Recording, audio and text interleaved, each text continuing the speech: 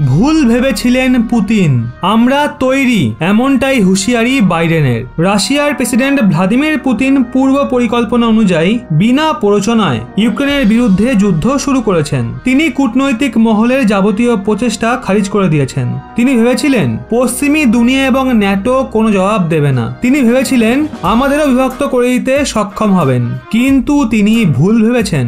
আমরা তৈরি।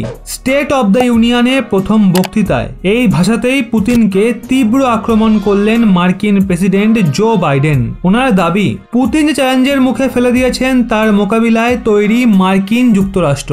মার্কিন কংগ্রেসের যৌথ অধিবেশনে বাইডেন বলেছেন, আমাদের ইতিহাসেই শিক্ষা পেয়েছি, যখন একনায়করা তাদের আগ্রাসনের মূল্য দেয় না, তখন তারা আরো বিশৃঙ্খলা তৈরি করে। তারা আগ্রাসনের পথে এগিয়ে যায়। মার্কিন যুক্তরাষ্ট্র সহ সারা বিশ্বের কাছে মূল্য এবং আক্রমণের শিকার হওয়ার ঝুঁকি বাড়ছে। এই কারণেই দ্বিতীয় বিশ্বযুদ্ধের পর ইউরোপে শান্তি এবং স্থিতাবস্থা বজায় রাখার জন্য ন্যাটো তৈরি করা হয়েছিল। মার্কিন যুক্তরাষ্ট্র সহ 30টা দেশ ন্যাটোর সদস্য। ন্যাটোর একটা গুরুত্ব রয়েছে, মার্কিন কূটনীতিরও গুরুত্ব রয়েছে। পুতিনকে আক্রমণ করে বাইডেন আরো বলেছেন, পুতিন ভেবেছিলেন তিনি সহজেই ইউক্রেন দখল করতে পারবেন এবং সারা বিশ্ব চুপ করে বসে থাকবে, কিন্তু তাকে তীব্র প্রতিরোধের মুখে পড়তে হয়েছে, যা তিনি ভাবতেই পারেননি। তাকে ইউক্রেনের মানুষের মুখোমুখি হতে হচ্ছে। ইউক্রেনের প্রেসিডেন্ট ভ্লাদিমির জেলেনস্কির প্রশংসা করে মার্কিন প্রেসিডেন্ট বলেছেন, এই লড়াই প্রসঙ্গে ইউরোপিয়ান পার্লামেন্টে তার ভাষণে প্রেসিডেন্ট জেলেনস্কি বলেছেন, অন্ধকারকে জয় করবে আলো। মার্কিন যুক্তরাষ্ট্রে নিযুক্ত ইউক্রেনের রাষ্ট্রদূত এখানে আছেন। আসুন আমরা সবাই, আমরা ইউরোপ, আমেরিকা, এশিয়া এবং আফ্রিকার স্বাধীনতা প্রিয় দেশগুলোকে নিয়ে পুতিনের মোকাবিলার জন্য জোট গড়ে তুলেছি। পুতিনের মিথ্যা খণ্ডন করার জন্য আমরা সত্য তুলে ধরেছি। এখন পুতিনের কার্যকলাপের জন্য মুক্ত বিশ্ব তাকে দায়ী করছে। মার্কিন প্রেসিডেন্ট আরো বলেছেন, আমরা জোট সঙ্গীদের নিয়ে রাশিয়ার ওপর কঠোর আর্থিক নিষেধাজ্ঞা জারি করছি।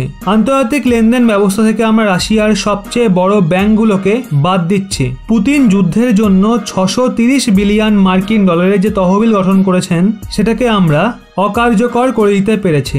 রাশিয়ার সেন্ট্রাল ব্যাংক যাতে রুবেল ব্যবহার করতে না পারে সেটা নিশ্চিত করতে পেরেছি আমরা।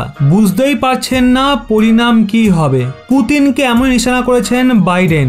ইউক্রেনের রাশিয়ান ফৌজের আক্রমণের পরেই রাশিয়ার ওপর অর্থনৈতিক নিষেধাজ্ঞা জারি করার কাজ শুরু করে দিয়েছে আমেরিকা সহ পশ্চিমী দেশগুলো। এই সিচুয়েশনে ফের মস্কোকে হুঁশিয়ারি দিলেন আমেরিকার প্রেসিডেন্ট জো বাইডেন।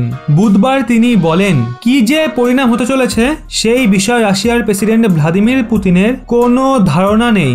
বুধবার যুদ্ধের 7ম দিনে রাজধানী কিভ সহ ইউক্রেনের বিভিন্ন বড় শহরে রাশিয়ান ফৌজের আক্রমণের প্রাবল্য বেড়েছে। 2014 সালে ইউক্রেনের থেকে ছিনিয়ে নেওয়া ক্রিমিয়া থেকে ধেয়ে আসা পুতিন বাহিনী দখল করেছে দক্ষিণের শহর খেরসান।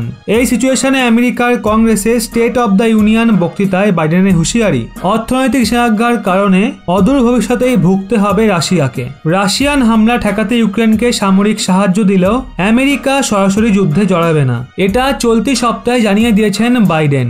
কূটনৈতিক বিশেষজ্ঞদের একাংশের মতে হোয়াইট হাউসের বাসিন্দার এই সিদ্ধান্তের পেছনে রয়েছে বেশ কয়েকটা কারণ। প্রথম কারণ অবশ্যই অর্থনীতি। দ্বিতীয় বিশ্বযুদ্ধের পর অতিমারিতে বিধ্বস্ত অর্থনীতি আরো ধাক্কা পাবে। তাছাড়া রাশিয়া এবং আমেরিকার মতো দুই পরমাণু শক্তিধর রাষ্ট্র সরাসরি যুদ্ধে লিপ্ত হলে তার পরিণাম সারা বিশ্বের পক্ষেই মারাত্মক হতে পারে। এক্ষেত্রে আপনাদের কি মনে হয় অবশ্যই কমেন্টে জানান।